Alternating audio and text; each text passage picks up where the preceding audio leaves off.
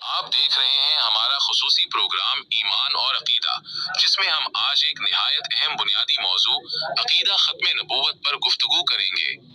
یہ عقیدہ دراصل دین اسلام کی اساس ہے اور اس پر ایمان کے بغیر کوئی شخص کامل مسلمان نہیں ہو سکتا۔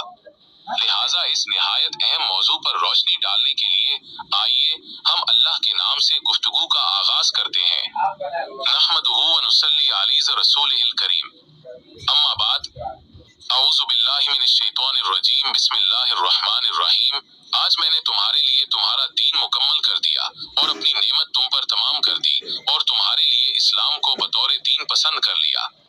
محترم ناظرین، اللہ رب العزت نے حضرت آدم علیہ السلام سے شروع ہونے والا سلسلہ نبوت ہمارے آقا رسول اللہ صلی اللہ علیہ وسلم پر ختم فرمایا۔ جس طرح ہر چیز کا اختتام ہوتا ہے، یہ سلسلہ بھی آپ صلی اللہ علیہ وسلم پر ختم ہوا۔ اب آپ صلی اللہ علیہ وسلم کے بعد کوئی اس سلسلے میں داخل نہیں ہو سکے گا اور قیامت تک کوئی آپ کے اس عہدے پر فائز نہیں ہوگا۔ یہ ہمارا ایک بنیادی عقیدہ ہے۔ جیسے ہی یہ سلسلہ ختم ہوا، فوراً ہی حملے شروع ہو گئے۔ تاریخ گواہ ہے کہ حضور اکرم صلی اللہ علیہ وسلم کی وفات سے پہلے بھی اس عقیدے پر پہلا حملہ ہوا اور اس کے بعد مسلسل حملے ہوتے رہے۔ مسیلمہ کذاب اور اسود انسی جیسے افراد نے نبوت کے جھوٹے دعوے کیے۔ تحقیقات سے پتہ چلتا ہے کہ ان سب کے اہل کتاب یہود و نصاریز کے ساتھ گہرے مراسم تھے۔ یہ کوئی اتفاقی واقعات نہیں تھے، بلکہ ایک منظم سازش تھی اسلام کے بنیادی عقیدے کو کمزور کرنے کے لیے۔ لیکن حضرت ابوبکر صدیق رضی اللہ عنہ نے کیا میرے جیتے جی دین میں کمی کی جائے گی کہہ کر ڈٹ کر مقابلہ کیا۔ آپ نے 11 لشکر بھیجے اور 1 سال سے کم عرصے میں یہ فتنہ ختم ہو گیا۔ اس کے بعد ایک اور بڑا فتنہ اٹھا جب بعض قبائل نے زکوٰۃ دینے سے منع کر دیا۔ در حقیقت دین کے ایک اہم رکن کو رد کرنا تھا۔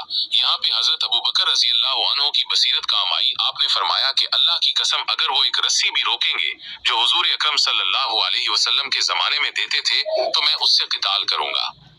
اسی لیے حضرت عبداللہ بن مسعود رضی اللہ عنہ فرماتے ہیں کہ رسول اللہ صلی اللہ علیہ وسلم کی وفات کے وقت ہم ہلاکت خیز حالات سے دوچار ہوئے، لیکن اللہ نے حضرت ابوبکر صدیق رضی اللہ عنہ جیسی شخصیت کے ذریعے احسان عظیم کیا۔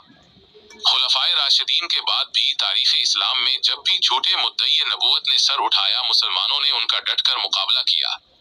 ان فتنوں میں اسود عنسی، مسیلمہ کذاب، مختار ثقفی، حارث بن کذاب اور وہ ملعون خراسانی شامل ہے جس نے خدائی کا بھی تعویذ کیا تھا۔ ماضی قریب میں تحفظ ختم نبوت کے لیے مولانا سید عطا اللہ شاہ بخاری کا نام سر فہرست ہے۔ آپ فرماتے تھے کہ تحریک ختم نبوت میں جو لوگ شہید ہوئے ان کے خون کا جوابدہ میں ہوں۔ مجھے